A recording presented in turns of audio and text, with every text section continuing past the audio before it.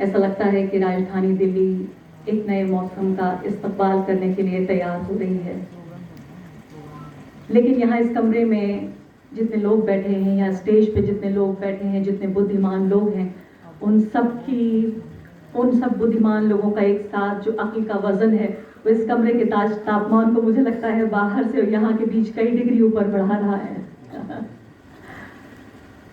लेकिन हवा में जिस तरह का प्रदूषण है, जिस तरह का जहर है हवा में, इस ठंडक के बावजूद वो बताता है कि जो हमारी सियासत है आज की, और सियासत ने इस हवा में जो जहर मिलाया है उसमें फेफड़ों को ये इजाज़त नहीं। बताया जा रहा है कि ये हवा हानिकारक है।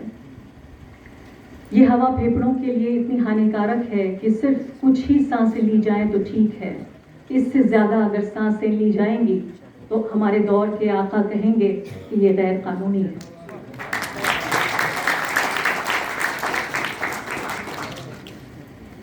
और ऐसे दौर में हम जी रहे हैं जहां सिर्फ सांसें नहीं, कुछ लोग, बल्कि कुछ लोग नहीं, बाकायदा एक तबका लोगों का, जिनके बाप दादा परदादा उन सब की यहाँ कब्रें मौजूद हैं, उन सबको, उनके अस्तित्व को गैर कानूनी करार देने की मुहिम तैयार है। यहाँ इस वक्त मैं देख रही हूँ, यहाँ बैनर पर कुलदीप नैयर साहब हैं, महात्मा गांधी की तस्वीर है, यहाँ सब लोग बैठ रहे हैं, एक दूसरे से सहमत हो रहे हैं, कोई गाली गलौज नहीं है, कोई यहाँ पर डेथ थ्रेट्स, रेप थ्रेट्स नहीं हो रही हैं, जो अक्सर जैसा आजकल माहौल हो गया है। ऐसा लगता है कि ये माहौल, इस कमरे में एक छोटी सी क्रांति हो रही है, जैसे कि कोई ख्वाब हो। ऐसे वक्त में ये अवार्ड आया है। कई बार जब मुझे फ़ोन आया तो कई बार जो है अपने को खुद चींटी काट कर सोचना पड़ा और सुनना पड़ा कि वाकई ये अवार्ड आया है, क्योंकि ये ऐसे वक्त में आया है कि जबकि मैं और मेरे संस्थान, उनके लिए बहुत से लोगों ने मरसिए लिख दिए हैं। बहुत सारे ऐसे लोग हैं जो हमारा जनाजा उठाने के लिए तैयार हो रहे हैं। ऐसे वक्त में, इस शरीर में, मुझ में, मेरी पत्रकारिता में, मैं कहूँगी मेरे संस्थान में एक तरह से एक नई रूह फूंकने का काम किया है इस अवार्ड ने।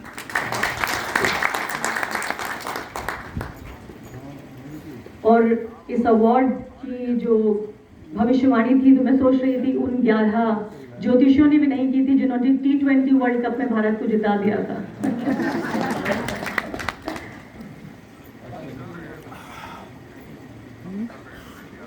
ये वक्त कुछ ऐसा है, जैसे मैं कह रही थी कि साया भी साथ छोड़ रहा है। ऐसा वक्त है कि जब बिल्कुल सगे रिश्तेदार, बहुत करीबी दोस्त मेरे साथ देखा नहीं जाना चाहते, वो अपने को सुरक्षित रखने का काम कर रहे हैं। अंग्रेजी में उसको सेल्फ प्रिजर्वेशन कहते हैं। बहुत सारे लोग जब मुझे मिल जाते हैं कहीं किसी महफिल में, तो कहते हैं हम आपको फ़ोन नहीं करते इस डर से कि कहीं हमारा नाम भी आपके साथ ना आ जाए। ऐसे वक्त में, और मुझे लगता है कि ये उनसे क्या शिकायत करूं, उन रिश्तेदारों से भी क्या शिकायत करूं जो अपनी महफिलों में, अपनी शादियों में, सालगिरह में आजकल मुझे बुलाते नहीं हैं, क्योंकि मेरे साथ देखा जाना नुकसानदेह हो सकता है। वो मेरी पत्रकारिता से सहमत है, लेकिन उसके बावजूद वो खतरे नहीं उठाना चाहते जो मेरी पहचान के साथ फिलहाल शामिल है। और शायद मैं उनको दोष भी नहीं देना चाहती। मैं इसलिए उनको दोष नहीं देना चाहती क्योंकि जिस तरह का फिलहाल माहौल है, अब ये देखिए कि द वायर पर जिस तरह की रेड पड़ी, इत्तेफाक से मैं उस वक्त ऑफिस में मौजूद थी। तमाम कानूनी जो दिशा निर्देश हैं वो ये बताते हैं कि आप किसी पत्रकार का फ़ोन या कोई भी डिवाइस आप पुलिस अपने कब्जे में नहीं ले सकती। लेकिन यहाँ उन लोगों के तो लिए ही गए कब्जे में, उनके फ़ोन्स और लैपटॉप्स, जिन लोगों के केस में नाम दर्ज थे, उनके भी जिनके दर्ज नहीं थे, बिना ये समझे हुए कि एक पत्रकार का फ़ोन सिर्फ पत्रकार का नहीं होता, एक पत्रकार का जीवन सिर्फ उस पत्रकार का नहीं होता, एक पत्रकार का वक्त सिर्फ उस पत्रकार का नहीं होता, तो क्या वाकई उन दोस्तों को, उन रिश्तेदारों को, उन मिलने वालों को हम वाकई दोष दे सकते हैं? क्योंकि जाहिर है जो बातचीत है तमाम, आप ये सोचिए कि एक खबर मेरी छप रही है या एक खबर देखी जा रही है मेरे केस में, और बहुत सारी दूसरी खबरों पे मैं काम कर रही हूँ। तो ये जो अधिकारों का हनन है, ये सिर्फ एक पत्रकार के अधिकार का हनन नहीं है, ये जनता के अधिकारों का हनन है। और ये समझना भी इस वक्त जरूर है, क्योंकि जो सवाल मैं, मेरे जैसे लोग उठाते हैं पत्रकार, वो सवाल जनता के हैं। जब आप मेरा गला घोटते हैं तो आम जनता का गला घोट रहे हैं। आप नहीं चाहते कि वो जो जनता के सवाल हैं उनका कोई जवाब दे।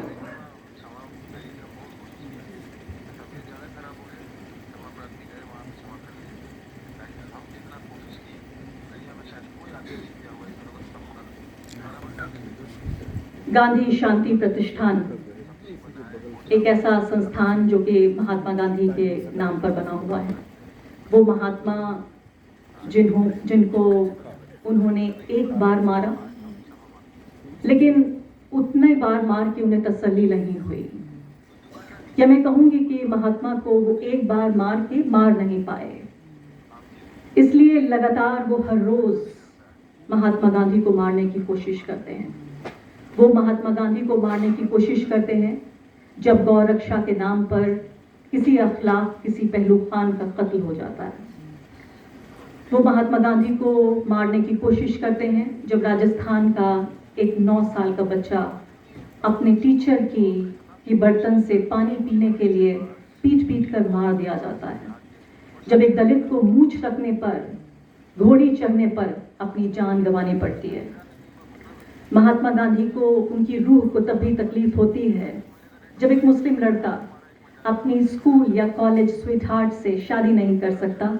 उससे मोहब्बत करता है लेकिन शादी नहीं कर सकता क्योंकि वो दूसरे मजहब की है, क्योंकि वो जानता है इसमें किस तरह के खतरे मौजूद हैं उसके लिए, उसके परिवार के लिए। क्योंकि एक मुस्लिम लड़का प्रेम नहीं कर सकता, वो सिर्फ जिहाद करता है। आज उस माहौल में हर रोज महात्मा गांधी की हत्या होती है जब एक आफरीन फातिमा के घर पर सरकारी बुलडोजर चलते हैं। उन बुलडोजरों का लाइव ब्रॉडकास्ट होता है। हमारे दौर के टीवी चैनल उन लाइव बुलडोजरों को ढाना, एक किरची जब मकान की गिराई जाती है, जब एक साथ पूरा मकान ढह रहा होता है, तो जोश में नारेबाजी करता है टीवी का पत्रकार और कहता है अब सब कुछ खत्म हो गया। अचानक उसे मलबे से एक पर्चा निकल आता है। उस पर्चे पर उर्दू में कुछ लिखा हुआ है। टीवी का रिपोर्टर जोर से चिल्लाता है। स्टूडियो से लाइव बातचीत हो रही है और वो कहता है उर्दू में लिखा एक पर्चा मिला है, बराबर में फिलिस्तीन का झंडा भी है। लगता है कि आफरीन के परिवार और उनके पिता के संबंध आतंकवादियों से हैं। आफरीन का जब घर ढाया जा रहा होता है तो उस वक्त उसका लाइव ब्रॉडकास्ट इसलिए होता है क्योंकि उस लाइव ब्रॉडकास्ट के लिए एक पूरा नेशनल ऑडियंस तैयार है। हम अक्सर पढ़ा करते थे कि समाज में नए नेता पनपते हैं। पिछले 8 साल में नई जनता बनाई गई है। वो जनता जो आफरीन फातिमा के किरची होते हुए घर, उसके घर के बर्तन, उसकी किताबें, उसके कपड़े, उसकी हर पर्सनल और पब्लिक चीज जब बाहर सड़क पे पड़ी होती है, उसका लाइव ब्रॉडकास्ट हो रहा होता है, तब वो पॉपकॉर्न हाथ में रखकर उस पूरे शो का, उस तमाशे को एंजॉय कर रहा होता है। पिछले 8 साल की टीवी पत्रकारिता ने ये जनता बनाई है। वो जनता जो ये कहती है और पत्रकार जो ये कहता है कि राहुल गांधी भारत जोड़ो यात्रा पर निकले हैं। कई बार पढ़ती हूँ, हर रोज इस बात को कहते हैं कि हजारों लाखों लोग उनके साथ चल रहे हैं, लेकिन इससे कुछ नहीं होगा। राहुल गांधी कोई चुनाव नहीं जीतेंगे। पत्रकार को पता है राहुल गांधी प्यार मोहब्बत की बातें कर रहे हैं, वो भारत जोड़ने की बातें कर रहे हैं। पत्रकार को पता है कि जो बाजार है वो नफरत का बाजार है, मोहब्बत का नहीं। मोहब्बत का स्टॉक डाउन। उनको पता है कि राहुल गांधी जब तक नफरत के बदले और ज्यादा नफरत, टूटने की विभाजनकारी राजनीति के खिलाफ और ज्यादा विभाजनकारी बातें जब तक नहीं कहेंगे, तब तक उनके लोकप्रियता की, उनकी किसी भी चुनाव जीतने की कोई गुंजाइश नहीं है। ये 8 साल की बनाई हुई जनता है जो एंकर जितना ज्यादा जहरीला होगा, जितना ज्यादा विभाजनकारी होगा, उसे और ज्यादा प्रमोशन दिया जाएगा। शुरू में वो सुबह का 8 बजे का बुलेटिन पढ़ता था, फिर शाम को 5 बजे आ गया। 5 बजे से उसे हिम्मत मिली और ज्यादा नफरत फैलाने लगा। वो बात करने लगा कि कैसे मुसलमान और ईसाई सब विदेशी हैं। वो बातें करने लगा कि कैसे मनुस्मृति में इस तरह की बातें लिखी हैं जिन्हें संविधान में शामिल करना बहुत जरूरी है।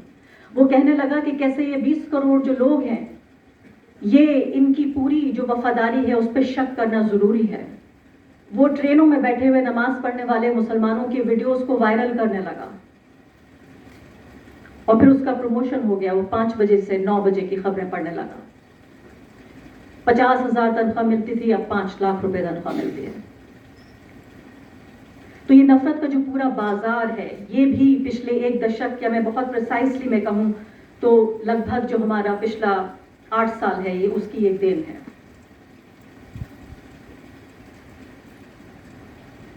कुलदीप नैयर का भी मैं जिक्र करूंगी, लेकिन महात्मा गांधी का जिक्र इस बात के नजरिए से भी मैं करना चाहती हूँ कि अक्सर जिक्र हुआ कि मैं फॉरेन असाइनमेंट्स पे जाती हूँ, विदेशी दौरों पर। बहुत चर्चा हुई है पिछले 8-10 साल में 2 गुजरातियों की। मैं जब विदेश जाती हूँ तो मुझे सिर्फ एक गुजराती का जिक्र मिलता है। जब मैं कहती हूँ कि मैं भारत से आई हूँ, आई एम फ्रॉम इंडिया, तो मुझसे कहते हैं गांधी के देश से आई हूँ। मुझसे कभी किसी ने नहीं कहा कि मोदी के देश से आई हूँ। पिछले 8 साल में भी नहीं, जबकि वो व्यक्ति हमारे देश के सबसे ऊंचे पद पे बैठा हुआ है, तब भी मुझसे किसी ने ये नहीं कहा कि मोदी के देश से आई हो। सब कहते हैं गांधी के देश से आई हो। गांधी ही पिछले 100 साल में या उससे भी ज्यादा हमारे देश के पहले और आखिरी, मैं कहूंगी, ऐसे राजदूत हैं, एम्बेसडर ऑफ पीस। और ये सबसे ज्यादा उन देशों में मैंने देखा जहां सबसे ज्यादा जो सामाजिक अशांति है, जो राजनीतिक अशांति है। मैं खासकर जर्मनी का जिक्र करना चाहती हूँ, जहां मैंने बर्लिन और म्यूनिक की दीवारों पर महात्मा गांधी के पोस्टर छपे देखे और वहां पर महात्मा गांधी के कोट्स देखे। फिर समझ में आया कि जर्मनी में ही इतना ज्यादा क्यों दिख रहा है। तो सोचा कि जहां हिटलर होते हैं वहीं गांधी की जरूरत सबसे ज्यादा होती है।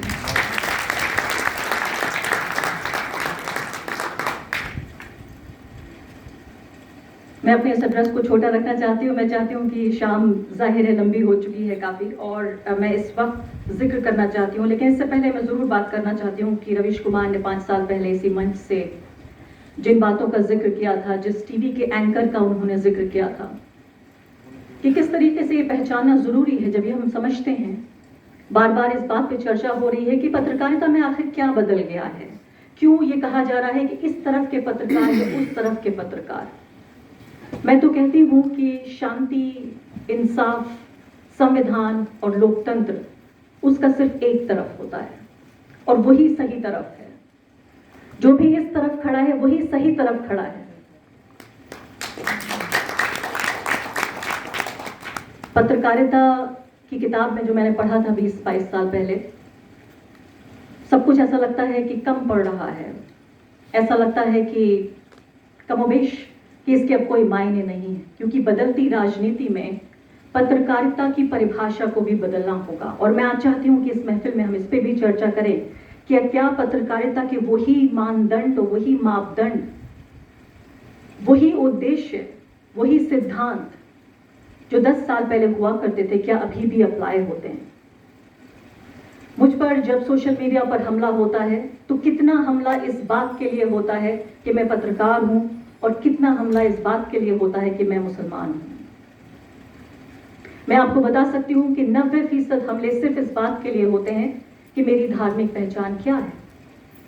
हालांकि मकसद उसका यही होता है कि मेरी पत्रकारिता को अटैक करना है, क्योंकि जब मेरी लोकप्रियता बढ़ रही होती है, जब मैं आंदोलन कवर करती हूँ, जब मैं लोगों के पास जाती हूँ, उनके मुद्दे उठाने की कोशिश करती हूँ, खासकर हाशिए के समुदाय के लोग, जिनमें ज्यादातर बहुसंख्यक समुदाय के लोग हैं, तो वो ये कहते हैं कि इसकी बात पर यकीन मत करो, क्योंकि ये कोई पत्रकार नहीं है, ये सिर्फ मुसलमान है।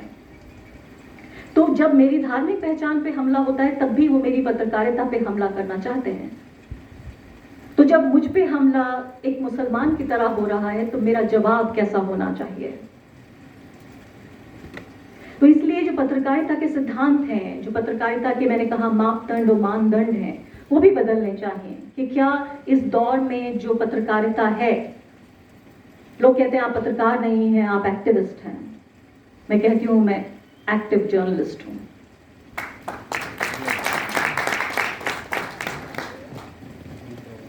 रवीश कुमार कह रहे थे 5 साल पहले कि पत्रकार जो टीवी का एंकर है गुंडा हो गया है। आज मैं उनकी बात को आगे बढ़ाना चाहती हूँ और मैं कहती हूँ कि सिर्फ वो गुंडा नहीं है, उस गुंडे की अपनी एक विचारधारा है। वो गुंडा किस तरह का देश बनाना चाहता है, वो ये भी बता रहा है, हर रोज बता रहा है। वो गुंडा सब पर हमला नहीं कर रहा है, वो हर कमजोर पर भी हमला नहीं कर रहा है। उसके हमले का निशाना बिल्कुल साफ है। वो इस देश को, इस राजनीति को, समाज को एक फांसीवादी देश में तब्दील करना चाहता है। वो 5 साल पहले का गुंडा अब एक फांसीवादी गुंडा है।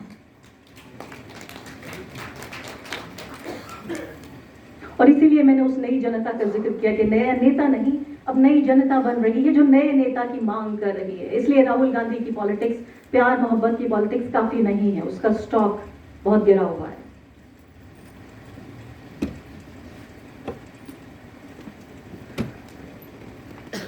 हिटलर के जर्मनी में वहां उनके प्रोपेगेंडा मिनिस्टर हुआ करते थे, जोसेफ गोबल्स।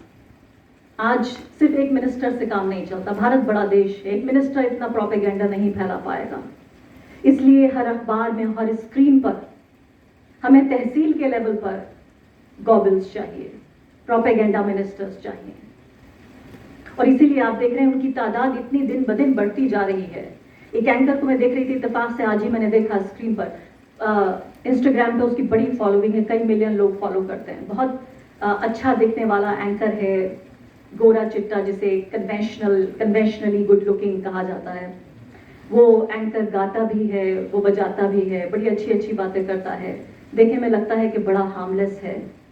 फिर उसके चेहरे को एक तरफ से आप देखते हैं तो वैसा ही लगता है, जब दूसरी तरफ से चेहरा देखते हैं तो सीधे सीधे निरा नाजीवादी।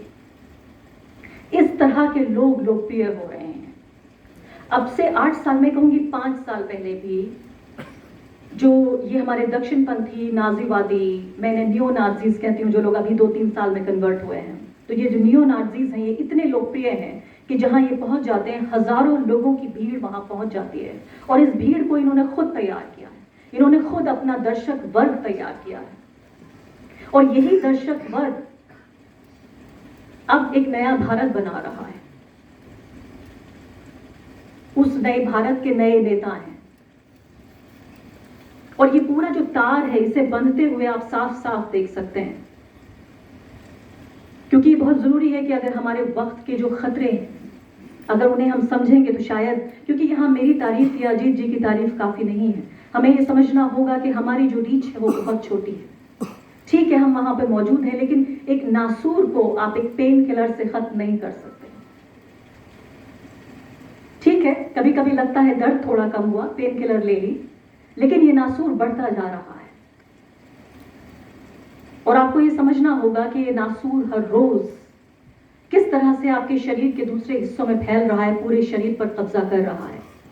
इन पेन किलर से, छोटे छोटे पेन किलर से थोड़ी देर के लिए राहत जरूर महसूस होती है, लेकिन ये भी समझना जरूरी है कि ये जो बड़ा, जो जिसे हम तथाकथित मुख्य धारा का मीडिया कहते हैं, उससे लड़ना कितना जरूरी है। और सबसे ज्यादा शायद इस पर एक एक एक एक नई गोष्ठी, हमें एक अलग से गोष्ठी बिठानी होगी कि कैसे जो ये तथाकथित मुख्य धारा का मीडिया है, इसका मुकाबला कैसे किया जाए। मैं इस वक्त नाम लेना चाहती हूँ उन तमाम पत्रकारों के, वो लोग जो 2021 में मार दिए गए। मैं समझती हूँ कि ये जो बिल्कुल सही एक तरह से माहौल, और इस वक्त ये दर्ज कराना बहुत ज़रूरी है कि जब हमारी बहादुरी के चर्चे हो रहे हों, वो लोग जो हम यहाँ पर आज़ाद खड़े हैं, बोल पा रहे हैं। मुझे नहीं पता कि मेरे यहाँ बोलने की कीमत क्या है, लेकिन कम से कम जब तक ये लब आज़ाद हैं तब तक तो ज़रूर बोला जाए।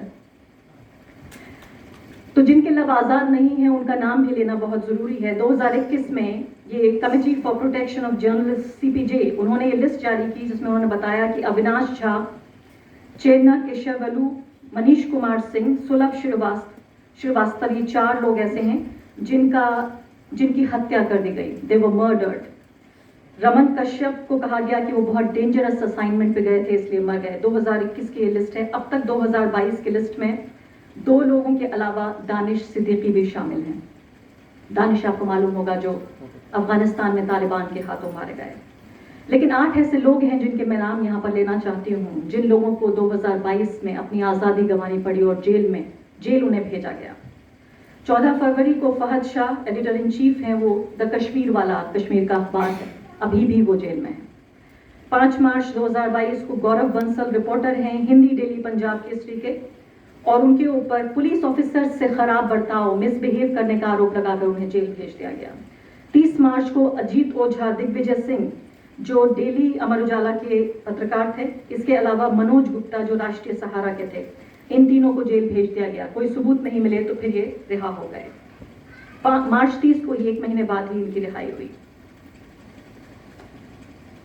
17 अप्रैल को अब्दुल आला फजीली, एक PhD स्टूडेंट थे यूनिवर्सिटी ऑफ कश्मीर के, उनको जो स्टेट इन्वेस्टिगेशन एजेंसी है SIA जम्मू कश्मीर की, उन्होंने अरेस्ट किया उनके किसी ताज़ा काम के लिए नहीं, बल्कि 11 साल पहले लिखे गए एक आर्टिकल के लिए, जो उन्होंने लिखा था, कश्मीर वाला में ही लिखा था, the shackles of slavery will break, जिसमें उन्होंने कहा कि वो जो बंदिशें हैं गुलामी की वो टूट जाएंगी। इस नाम से उन्होंने आर्टिकल लिखा। 11 साल बाद उन्हें उसके लिए गिरफ्तार किया गया।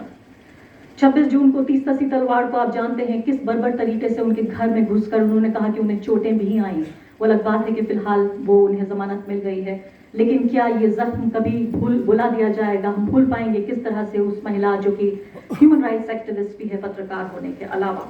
मोहम्मद जुबैर को 27 जून को गिरफ्तार किया गया। लगभग 1 महीने तक बिना किसी जुर्म के उनको जेल में रख पाए। यानी सोचिए कि पूरे देश की जो मैं कहूँगी सत्ता की ताकत थी और उसका अहंकार किस तरीके से उन्हें दबाए रखा 1 महीने तक।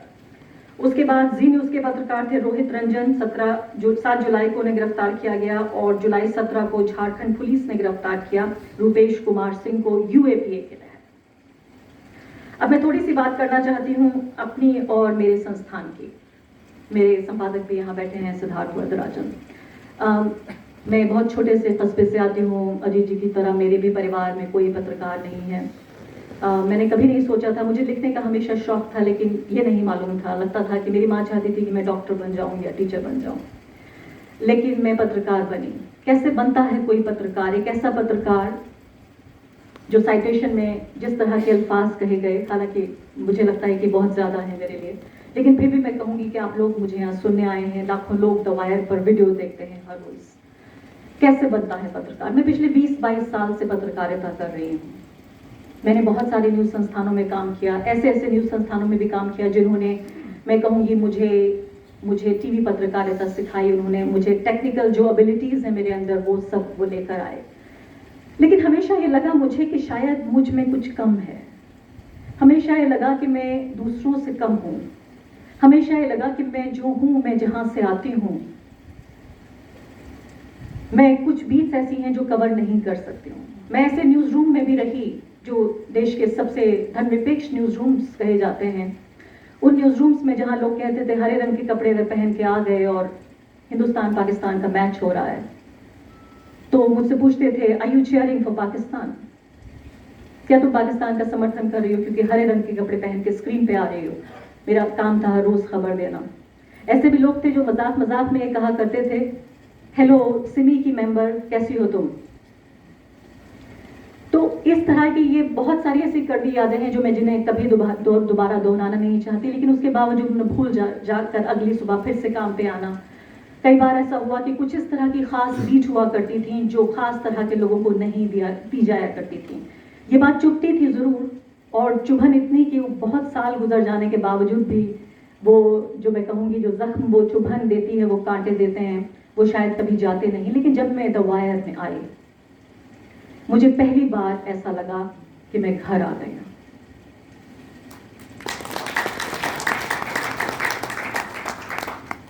पहली बार मुझे ऐसा लगा कि मैं एक महिला के तौर पर, मैं जहाँ से भी आती हूँ, मैं जो भी हूँ, मैं इस संस्थान में जो 30-32 लोग काम करते हैं, न मैं उनसे ऊपर हूँ न मैं उनसे नीचे हूँ, मैं उनके बराबर हूँ, ठीक उनके जैसी हूँ। विचारधारा के स्तर पर हमारे न्यूज़ रूम में बहुत सारे अलग अलग लोगों के विचार हैं। हम बहुत लड़ते हैं, झगड़ते हैं। मैं रोज़ जब अपने सब्जेक्ट का सिलेक्शन करती हूँ, कभी मेरे एडिटर इस बात से सहमत होते हैं, कभी सहमत नहीं होते। कभी मैं झगड़ती हूँ तो मेरी बात मान लेते हैं, कभी वो ज़्यादा कहते हैं तो मैं उनकी बात मान लेती हूँ। ये बराबरी का रिश्ता है। इसलिए पहली बार मुझे ये लगा कि मैं अपने पूरे विश्वास के साथ, अपनी तमाम काबिलियत के साथ, अपनी अब तक जो मैंने सीखा अपनी ज़िंदगी से और पत्रकारिता से, वो सब जमा करके जब मैं वायर में आई तो पहली बार लगा कि मेरी शख्सियत, मेरे अंदर का पत्रकार मुकम्मल हो गए हैं। और इसलिए आप मेरी पत्रकारिता में जो चमक देखते हैं, मेरे चेहरे पे जो विश्वास देखते हैं, मैं जो बोलती हूँ, जिस तरह से दिखती हूँ, जहाँ जाती हूँ, जिन लोगों के बारे में बात करती हूँ, ये इस बात की गवाही है कि मैं अपने को एक नागरिक, एक पत्रकार के तौर पर बिल्कुल एक जैसा महसूस करती हूँ। इसलिए बहुत ज़रूरी है संस्थागत जो पत्रकारिता है उसका बचे रहना।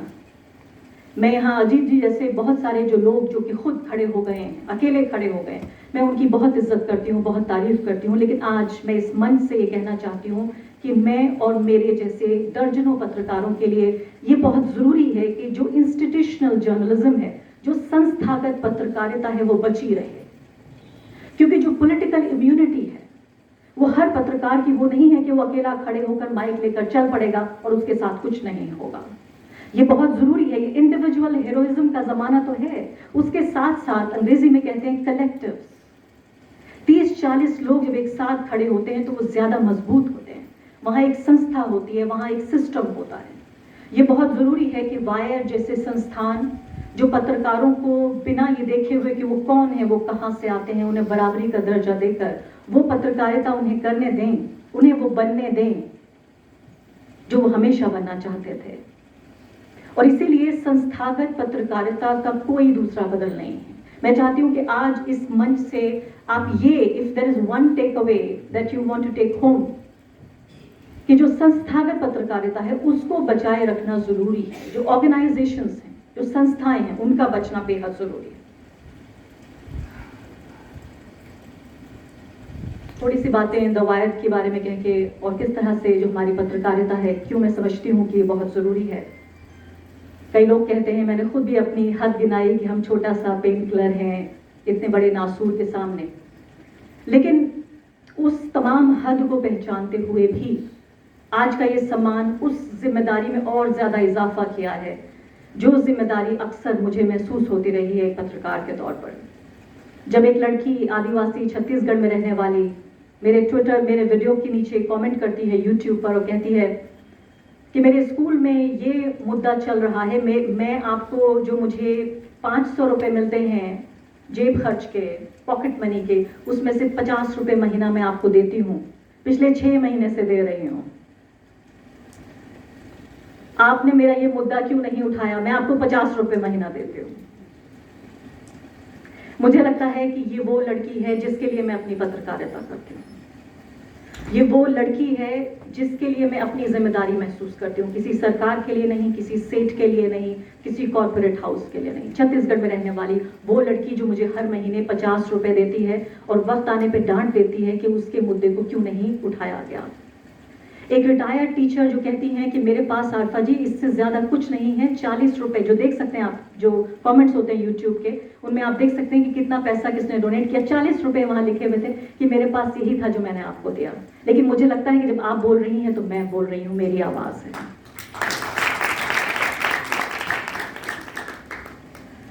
किसान आंदोलन जब मैं कवर कर रही थी, मैं भी बहुत बार वहां गई, साल भर कोशिश की कि हर रोज कवरेज होता रहे। किसान आंदोलन के वक्त बहुत सारे लोग मिले वहां, मैं कहूंगी एक नया ऑडियंस एक तरह से तलाश किया गांव देहात में। एक वीडियो भी आपने देखा होगा, वायरल हो गया था काफी, जब मैंने पूछा उनसे कि मुझे पहचान लिया उन्होंने, मास्क मैंने लगाया हुआ था, मुझे पहचाना नहीं, मैंने मास्क लगा हुआ था, मेरा माइक देख के मुझे रोक लिया, दौड़ कर आए दूर तक और कहा कि आप वायर से हैं? तो मैंने कहा हाँ जी मैं वायर से हूँ। अच्छा, मैं आरफा खानम शेरवानी का कार्यक्रम देखता हूँ रोज। मैंने कहा अच्छा, मैंने अपना मास्क उतारा तो बहुत खुश हो गए। मैंने कहा कि क्या आप हमें देखते हैं? तो कहने लगे हमारा पूरा गांव द वायर देखता है। किसने कभी सोचा था? हमेशा लगता था कि इंटरनेट एक प्रिविलेज मीडियम है, सिर्फ उन लोगों का जिनके पास पैसा है, रसूख है, मोबाइल फोन जो उनके पास मौजूद है, इंटरनेट का कनेक्शन भी है। लेकिन जिस तरह से गांव देहात में ये यूट्यूब के जरिए द वायर, जो कि एलिट मीडिया भी कहा जा सकता है, अंग्रेजी माध्यम की वेबसाइट है, तो पूरा गांव द वायर देखता है। तो कैसे पूरे गांव को निराश किया जाए? इसलिए समझती हूँ कि बहुत जरूरी है बने रहना, टिके रहना। मैं अभी वापस लौट रही थी एक विदेश यात्रा से, मेरी माँ भी मेरे साथ थी।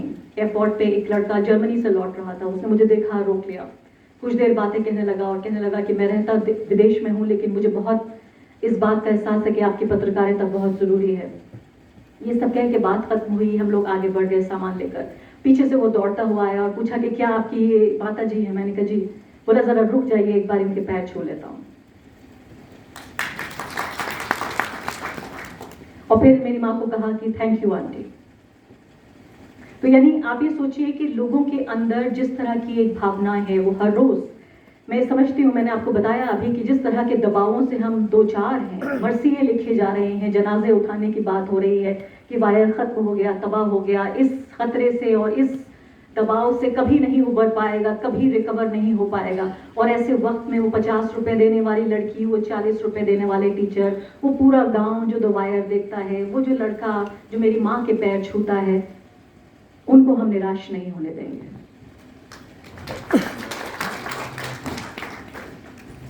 और मैं समझती हूँ कि ये खास वक्त है जबकि पत्रकारिता की वो किताब उठाने का सही वक्त है जिसके हर पन्ने पे ये जड़ा हुआ है कि हमारा काम कितना ज़रूरी है। लोकतंत्र की हत्या के लिए वो समझते हैं, वो हमें इतना पता हो या ना हो कि हमारी कितनी ज़रूरत है, वो ज़रूर समझते हैं कि हम कितने ज़रूरी हैं, और इसीलिए समझते हैं कि अगर लोकतंत्र की संपूर्ण उन्हें हत्या करनी है तो उन्हें मीडिया की हत्या करनी ज़रूरी है। और इसीलिए वो हमारे जैसे हर व्यक्ति को सत्ता अपने रास्ते से हटा देना चाहती है। तमाम तरह का धन, बल और अहंकार लेकर आप ये देखिए कि जो सत्ता के नशे में जो मदमस्त हुए हैं, ये पूरी निरंकुश सत्ताधारी, वो ये समझते हैं कि अपने पैरों के तले वो हमें कुचल देंगे। जब सब कुछ खत्म होता हुआ महसूस होता है तो फिर मुझे याद आती है कश्मीर के उन लोगों की जिनकी आज़ादी छीन ली गई, इतनी खामोशी के साथ। अब ये बताया जा रहा है कि सब कुछ कश्मीर में इतना बेहतर है कि कोई शिकायत नहीं है, पहले से ज़्यादा कश्मीर अब भारत का हिस्सा बन चुका है। मुझे ये तो नहीं मालूम कि कश्मीर का कितना इंडियनाइजेशन हुआ है, मैं ये ज़रूर समझती हूँ कि इंडिया का कश्मीराइजेशन ज़रूर हुआ है। जिस तरह से यहाँ हमारे अधिकारों को, आज़ादी को कुचला जा रहा है, अब तक सिर्फ कश्मीर में होता था। यहाँ से कितने जो दूध की नदियाँ बहती आई थी अभी भारत के बाकी हिस्सों में, वो कितनी दूध की नदियाँ वहाँ पहुँची हैं मुझे नहीं मालूम। कितने लोगों के खाते में 15 लाख गए हैं मुझे नहीं मालूम। कितने लोगों के अच्छे दिन आए हैं कश्मीर में मुझे नहीं मालूम। लेकिन जो अब तक कश्मीर में सिर्फ होता आया था कि न्यूज़ के ऑफिसेज में पुलिस के छापे, पत्रकारों का जेल जाना, उनका कत्ल होना, जो एक्टिविस्ट हैं हमारे सामाजिक करता हैं उनके सरों पर तलवार लटके रहना, जितने कमज़ोर तबके हैं उनको किस तरह से खाती के पैर के तले कुचला जाना, ये सब कुछ अब भारत में हो रहा है। जब मेरी हिम्मत कम होती है तो मैं उनके बारे में भी सोचती हूँ, तमाम किसानों के बारे में जिन्होंने 1 साल से ज़्यादा तमाम तरह के मौसमों को झेल कर, कितने लोगों की वहाँ मौत भी हुई सरकार से, और ऐसे वक्त में जबकि इतनी मजबूत सरकार थी जिसका हिलना लगभग असंभव लगता था, उस वक्त में सरकार से एक तरह से मैं कहूँगी कि उन्होंने संघर्ष किया, उन्होंने वो टकराए, अपनी बात मनवाई। और सिर्फ ऐसा पिछले 8 साल में 2 मौक़ों पे हुआ है जब मोदी सरकार पीछे हटी हो, उसके कदम पीछे हटे हो। उसमें देश का सबसे कमज़ोर तबकों में से एक जो किसान तबका है वो भी शामिल था। और आखिर में फिर मैं याद करती हूँ शाहीन बाग की उन महिलाओं को, वो क्रांतिकारी, बेहतरीन, बहादुर महिलाएं जिन्होंने ऐसे वक्त में, जबकि नरेंद्र मोदी अपनी लोकप्रियता की चरम पर थे, पहले से भी ज़्यादा मैंडेट के साथ 2019 में वो चुन के आए थे, ऐसे वक्त में उन्होंने सत्ता से लोहा लिया, उन्होंने जवाब मांगा। और मैं ये कहूँगी कि भारत को, जो हमारा धर्मनिरपेक्ष लोकतंत्र है, जिसको हिंदू राष्ट्र बनाने की लगातार कोशिशें हो रही हैं पिछले 8 साल में, शाहीन बाग की महिलाएं इन दोनों के बीच एक दीवार बन के खड़ी हो गई। और उन्होंने कहा कि ये धर्मनिरपेक्ष लोकतंत्र का सफर अगर हिंदू राष्ट्र तक होके जाना है, इस संविधान की अगर हत्या होनी है, तो हमसे होकर, गुजर कर आपको जाना पड़ेगा। मैं उनसे प्रेरणा लेती हूँ और ये समझती हूँ कि सब कुछ खत्म नहीं हुआ है। कुलदीप नैयर जी, उनकी विरासत, उन्होंने हमसे भी ज़्यादा मुश्किल दौर देखा, हमसे ज़्यादा उनके बारे में कई बार जिक्र हुआ, उनकी किताबों के बारे में जिक्र हुआ। उन्होंने बंटवारे का दर्द झेला, उनके सीने में जितने जख्म थे, उन्हें मालूम था नफरत की कीमत क्या होती है, उन्हें पता था कि सभ्यताएं मिट जाया करती हैं, नफरत कितनी बड़ी चीज़ होती है, बंटवारा। मैं बहुत ज़्यादा अपने कंधों पे इस वक्त एक जिम्मेदारी का बोझ महसूस कर रही हूँ और उम्मीद यह है कि इस बोझ को उतारने का सिर्फ एक ही तरीका है कि बेहतर से बेहतर पत्रकारिता की जाए। और अपने को, आज तो मैं शायद उस योग्य नहीं हूँ, लेकिन मैं उस योग्य बनना चाहती हूँ जहाँ मैं कुलदीप नैयर की वारिस कहलाई जा सकूँ। और उन्हीं की विरासत का एक हिस्सा है कि मैं आप सबसे ये वादा करना चाहती हूँ कि ना तो मैं और मेरा संस्थान, ना हम डरेंगे, ना हम झुकेंगे, न हम किसी दबाव के तहत आएंगे। हम इसी तरह सत्ता से की आंख में आंख मिलाकर उनसे हमेशा सवाल पूछते रहेंगे और उन्हें हमेशा राजधर्म याद दिलाएंगे। बहुत बहुत